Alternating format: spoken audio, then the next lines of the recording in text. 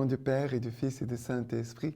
Amen. Grande joie d'être là avec toi en ce mercredi 28 septembre.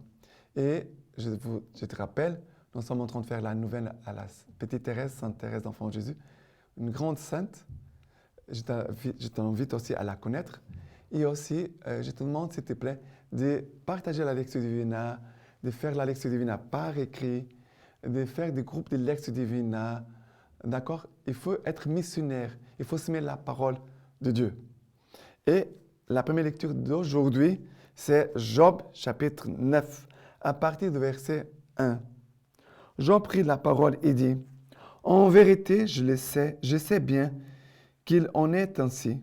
L'homme pourrait-il se justifier devant Dieu?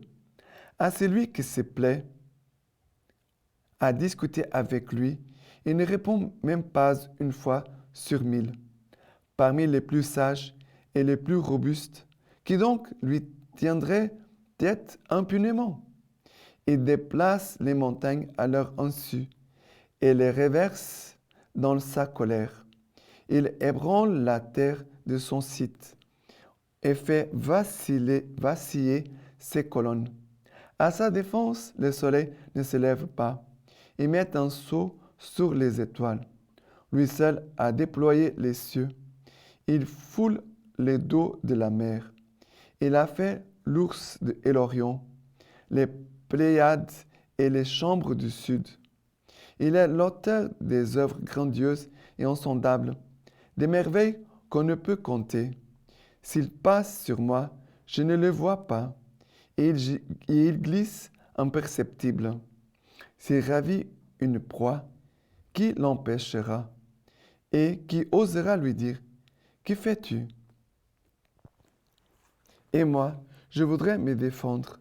Je choisirai mes arguments contre lui, même si je suis dans un droit, même si je suis dans mon droit, je reste sans réponse. C'est mon juge qu'il faudrait supplier. Et si sur mon appel il daignait me répondre, je ne puis croire qu'il écouterait ma voix. Qu'est-ce qui se passe? Le titre, c'est « La justice divine domine les droits ». Et ici, qu'est-ce qui se passe? Job, il va dire, « En vérité, je sais bien qu'il en est ainsi.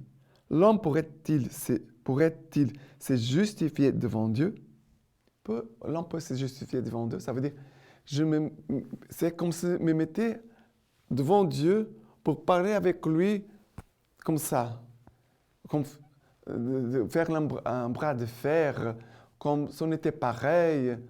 Parce que parfois, il y a des gens qui manquent de respect envers Dieu. Ils manquent de crainte de Dieu. Ils se comportent envers Dieu comme s'ils parlaient à leurs voisins. Dieu, c'est Dieu. Il n'est pas un homme comme nous. Et ici, Job va dire, mais c'est lui le créateur, regarde. Il va dire, il a déplacé nos montagnes à leur insu, il les reverse dans sa colère. Et après, il va dire, il a fait l'ours et l'Orient, les Pléiades et les chambres du sud. Dieu a tout créé. Dieu, il est le créateur. Il est tout puissant. Qu'est-ce qu'il est en train de dire? Il est tout puissant. Dieu est tout puissant, qui a tout fait, qui m'a créé aussi à moi et à toi. Et après, il dit, et moi, je voudrais me défendre, je choisirai mes arguments contre lui. Ça veut dire que maintenant, c'est comme si je voulais être au-dessus de Dieu. Non. Je dois être dans une attitude de soumission, je me mets en bas, dans une attitude de confiance. Nous sommes en train de faire cette nouvelle, la petite Thérèse. Nous devons faire confiance à Dieu. Parce que Dieu nous aime. Nous devons avoir cette certitude. Dieu est amour, Dieu m'aime. Et en toute chose, en tout ce que je vis, je peux toucher son amour. Et ici, voilà, même je suis dans mon droit, je reste sans réponse, car c'est mon juge qu'il faudrait supplier. Qui est mon juge? C'est le Seigneur. Et je peux aussi dire mon juge, mon avocate, c'est la Vierge Marie.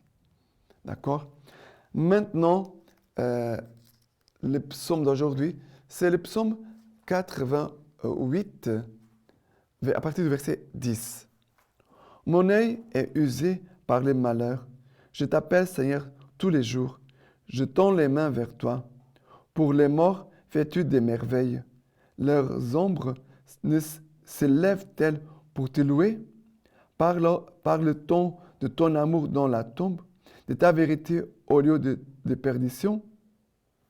Connaît-on dans la ténèbre tes merveilles et ta justice au pays de l'oubli? Et moi, j'écris vers toi, Seigneur. Le matin, ma prière te prévient. Pourquoi, Seigneur, repousses-tu mon âme? Caches-tu loin de moi ta face? Alors, il dit, je t'appelle, Seigneur, tous les jours. Je tends les mains vers toi. Seigneur, je prie sans cesse. Je t'appelle, ça veut dire, je prie sans cesse. Et je lève mes mains vers toi, ça veut dire, je t'offre toute ma vie, je t'offre ce que je vis, mais en même temps, je tends les mains vers toi comme un enfant, comme un petit enfant, qui attend le secours, les bras de son papa. Et après, il va poser cette question. Pour le mort, fais-tu des merveilles? Parle-t-on de ton amour dans la tombe? Connaît-on dans les ténèbres tes merveilles? Moi, j'écris vers toi, Seigneur. Le matin, ma prière te prévient. Ça veut dire, c'est cette confiance dans les merveilles et l'amour du Seigneur qu'on doit s'appuyer. Et faire mémoire aussi des merveilles du Seigneur. Dans l'épreuve, on doit se souvenir des grâces, des bons moments, de tout ce que le Seigneur a fait pour toi. Souviens-toi, qu'est-ce que le Seigneur a fait pour toi? Souviens-toi des merveilles, de tout ce que le Seigneur a fait pour toi dans son amour. Et cela va t'aider aussi dans les moments d'épreuve, de difficulté. Maintenant, les psaumes d'aujourd'hui, Luc chapitre 9, à partir du verset 57. Et tandis qu'il faisait route, quelqu'un lui dit en chemin, « Je te suivrai où que tu ailles. » Jésus lui dit, « Les renards ont des tanières et les oiseaux du ciel ont des nids. Le Fils de l'homme, lui, n'a pas où reposer la tête. » Il dit à un autre, « Suis-moi. » Celui-ci dit, « Permets-moi de m'en aller, d'abord enterrer mon Père. » Mais il lui dit, « Laisse les morts enterrer leurs morts.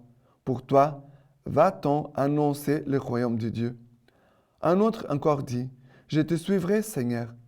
Mais d'abord, permets-moi de prendre congé des miens. » Mais Jésus lui dit, « Quiconque a mis la main à la charrue et regarde en arrière est impropre au royaume de Dieu. » Ça veut dire que le Seigneur nous a appelés à nous tous à le suivre. Le jour de notre baptême, nous avons reçu le don de la foi, de l'espérance, de la charité et les vertus théologales. Et le Seigneur nous a appelés à le suivre. J'ai mis les mains à la charrue. Les moments de difficulté, de souffrance, l'homme est souvent tenté de regarder en arrière, de vouloir retourner en arrière. Et nous voyons ici des personnes à qui Jésus appelle. Jésus va dire, « Suis-moi. » Laisse les morts enterrer leurs morts. Et il y a d'autres qui vont dire, « Seigneur, je veux te suivre. » Je vais te suivre. Jésus va dire, « Le Fils de l'homme n'a pas où reposer sa tête. » Et l'autre qui va dire, « Je te suivrai, Seigneur. » Il va dire, voilà, celui qui met la main à la charrue, il regarde en arrière, il est impropre, il n'est pas digne du royaume de Dieu. Ça veut dire ici, sont les exigences de la vocation à suivre Jésus. Mais Jésus nous dit, voilà, quelles sont les tentations? Quelles sont les tentations qui veulent nous faire revenir en arrière? Je n'ai pas de confort, je n'ai pas les biens que je voudrais avoir. Jésus parle là, les oiseaux du ciel ont un nid, mais le Fils de l'homme n'a pas où reposer sa tête. Ça veut dire les biens, le confort, le bien-être. Après, les biens affectifs. le papa, maman, les membres de la famille, et je suis très attaché à ma famille, je ne pourrais pas suivre Jésus-Christ. Et aussi, ceux qui disent permets-moi d'aller dire au revoir aux gens de ma famille. C'est encore les choses affectives. Ce sont des liens affectifs que retiennent les personnes. Et Jésus va dire, nous devons l'aimer, aimer Jésus au-delà de toute chose. Ça veut dire qu'il a des choses de cette terre, mais l'amour de Dieu doit dépasser toutes choses qui sont sur cette terre. C'est cela l'exigence. Et ce n'est pas facile, parce que parfois, on doit vraiment dire aux gens de notre famille, ça, je ne fais pas. Parce que l'amour de Dieu, il est le premier dans ma vie.